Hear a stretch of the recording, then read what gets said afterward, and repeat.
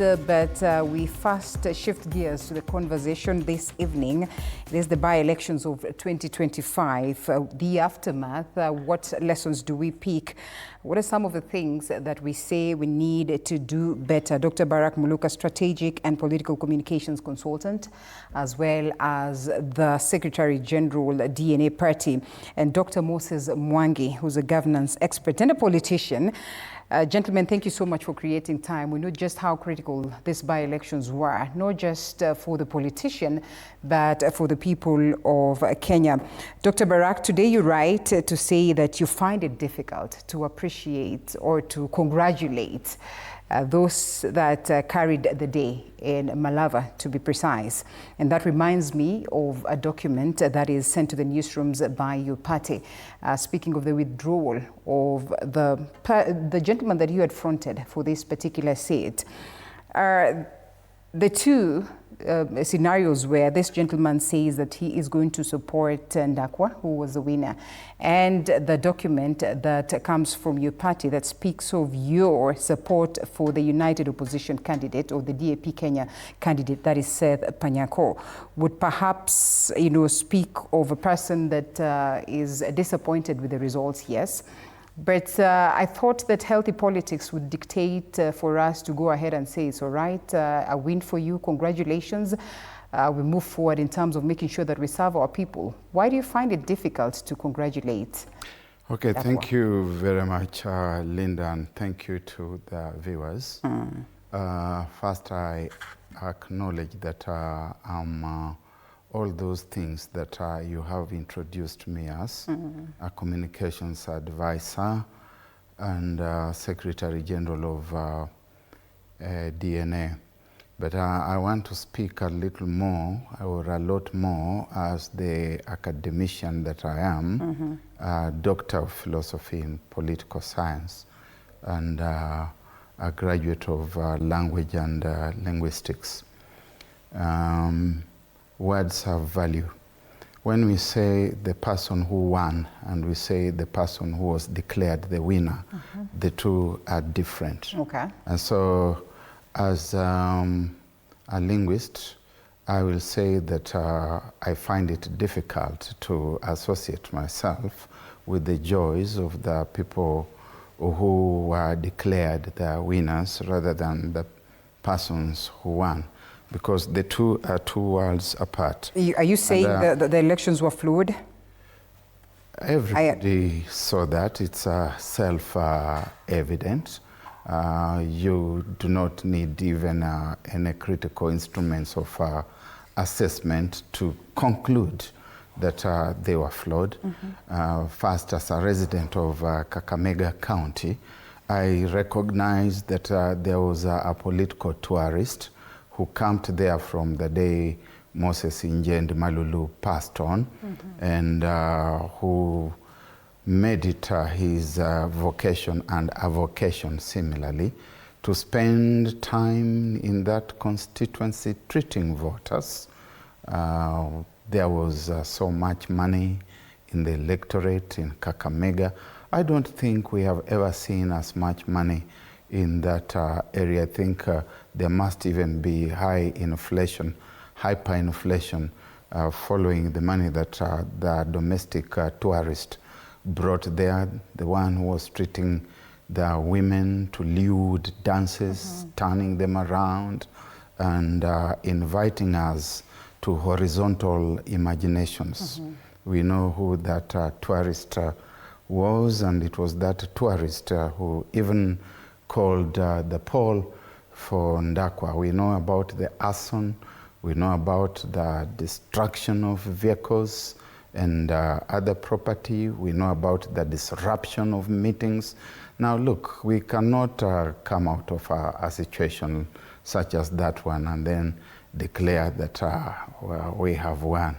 We declare that you have been declared the winner. But allow me just 1.5 minutes to contextualize all these things within the framework of elections. Why is it that elections are held? Why do we hold elections?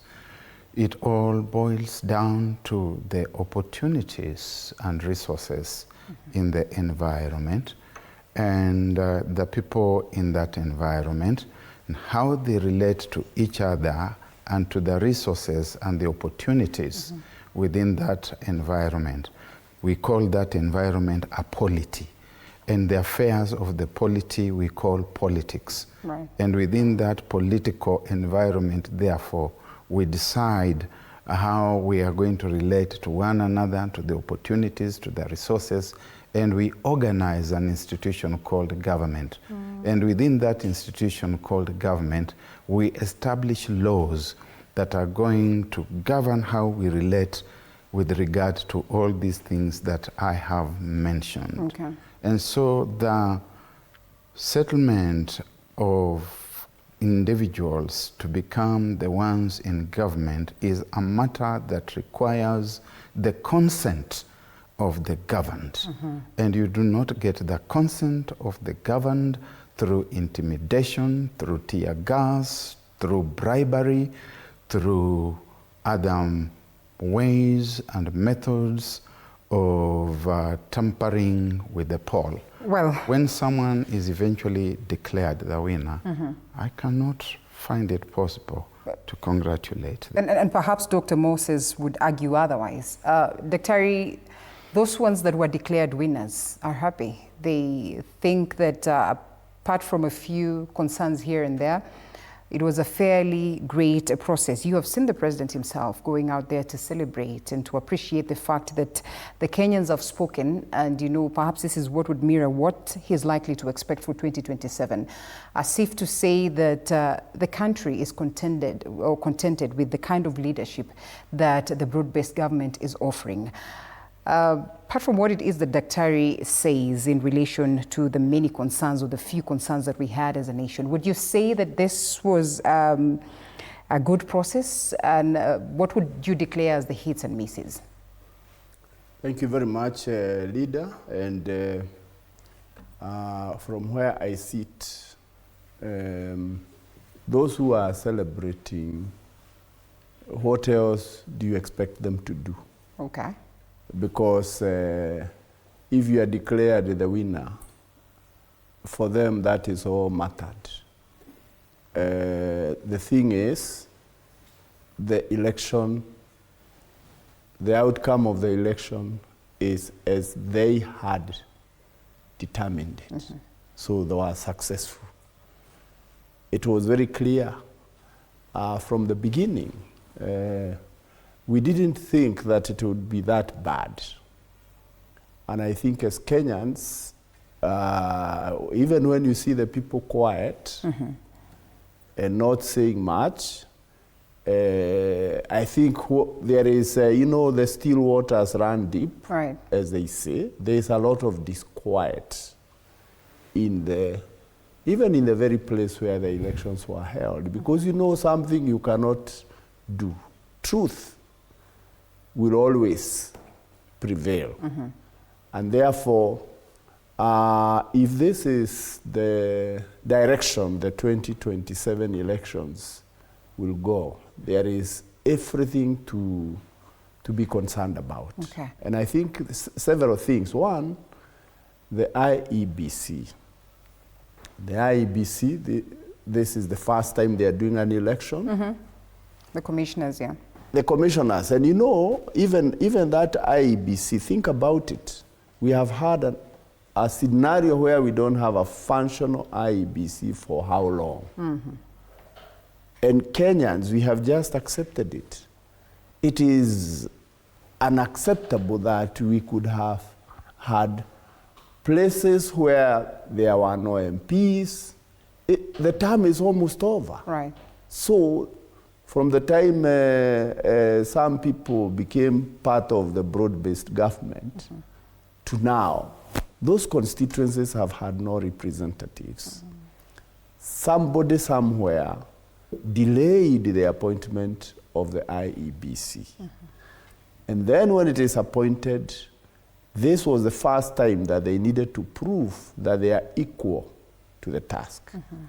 And they also knew in the heart of their heart, they also know what they did. But just how much of a delay and how much has it costed us if you're going to talk about a commission that has been installed 6 months to the election and they delivered, if you'd want to say, compared to this? First of all, I think there was a Kriegler report, 2007, 2008. And when Kenyans, we almost lost our country, so to speak.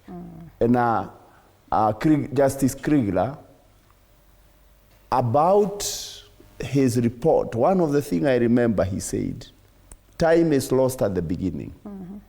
If you want to do something at 8 a.m., start at 7 or 7:30. So 2 years to the elections, you should have finished everything. You should have had your voter registration done, your voter register is done, your constituency boundaries are set. Now, here we are. There is only just the other day this IEBC has been made. We've just started doing a voter registration. It is not even picking up, so to speak. There is no civic education. So this is an IEBC that is set to fail unless there is a clear leadership in the IEBC. And I think it is very, very important because we don't want to get where we were. And I would like to speak to those men and women. No matter how you got into that position, history will judge you. So, first of all, the process of these by-elections itself, some places, and I think there are going to be some appeals, you know, there will be petitions. Simple legal procedures. Right. They overlooked them, and they feel nothing. Then, the way the election was done, the process itself, there was too much goonism everywhere. There was too much voter bribery. Even in the days of one-party dictatorship, if we remember. I remember some prominent members of parliament, I think from Western Kenya, who lost his election. There was a petition because there was voter treatment. Right.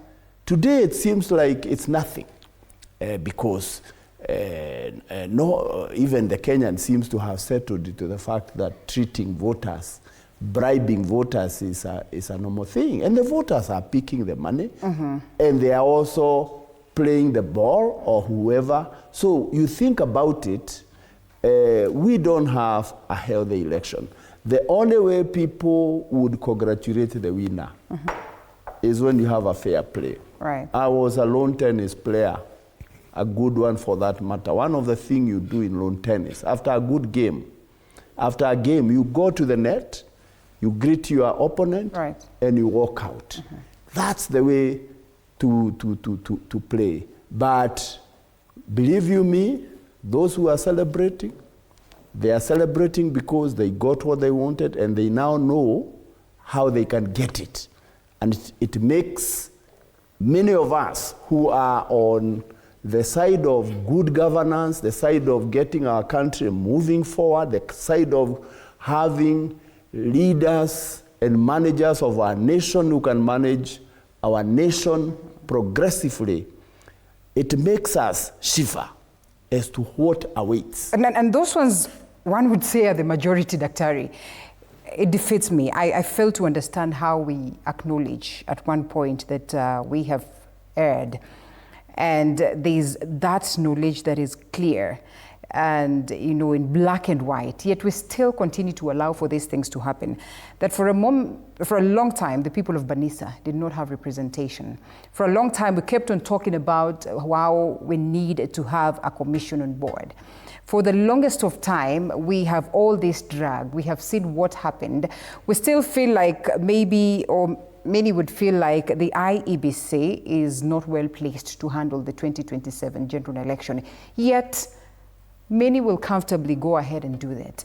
And even those ones that are saying they're going to challenge the results of some of these by-election processes or mini-elections, Some of them are actually being told there's no point of going to court because the timelines and all that.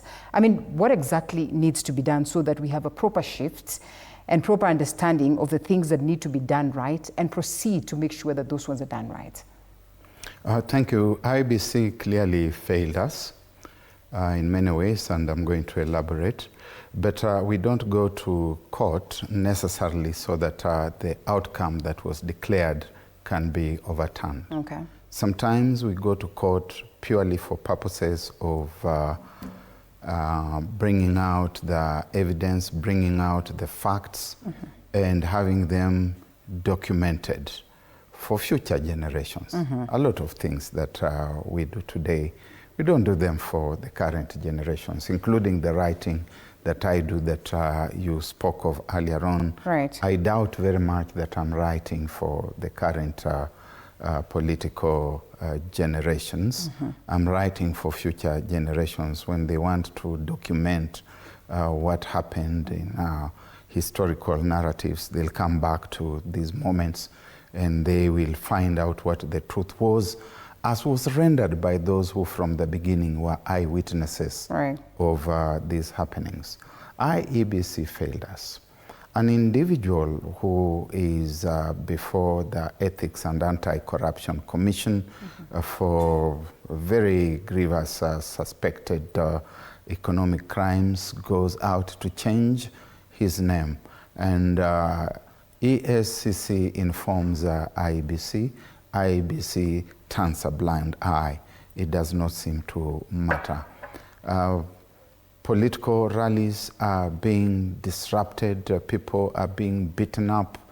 IEBC does not intervene. In Malava, at least in Kaspul, they intervened for a while and fined some individuals $1 million shillings each.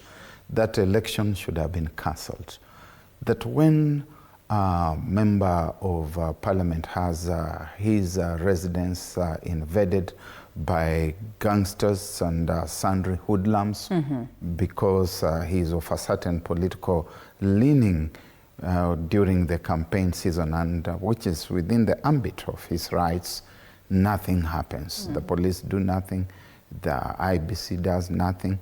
That when you have a candidate staying at a hotel and that hotel is raided, motor vehicles are destroyed, others are raised down in arson, and we take that to be normal. I have heard His Excellency the President, William Ruto, bragging, and it's within his rights to brag about the outcome and telling Kenyans that this election was a dress rehearsal for 2027. And I think that in very many ways, he is right, that it's a dress rehearsal for 2027. But I do not know whether he appreciates the full magnitude of what he's saying, because I hear this political environment to be echoing with the sounds of what I heard in the year 2007. I have heard the self-same Madoadoa narratives. I have heard people saying that God, in his wide-ranging wisdom, created human beings and gave them tongues in their mouths to speak different languages and placed them in different spaces. That is the self-same language that I had 18 years ago. 20 years in 2027, we are going to be in the same spot where we found ourselves in 2007. And we must be courageous enough to say that some of the actors whom we are seeing today are the same actors that we saw 18 years ago in 2007. And they're saying exactly the same things that they said, the things that took this country to the ICC. God forbid. And when you talk about this, it reminds me, Daktari, that the mountain is at the heart of this conversation. That for a moment we have forgotten just how much of a nation we are. And we now want to, segregate ourselves in tribal cocoons and all that. And we keep saying that there's nothing wrong to celebrate where we hail from. But it looks like it is politically unhealthy, the manner in which that we are playing this game. What is left of the mountain, in your opinion? When we talk about Mount Kenya has been involved in the politics of this nation right from days of independence. And when there is an awakening in the mountain, there is a way in which the politics of the country move in a certain direction. It had to take Kenneth Matiba and Charles Rubia, among others, to say no to one-party dictatorship. And there began a process that eventually brought multi-party democracy.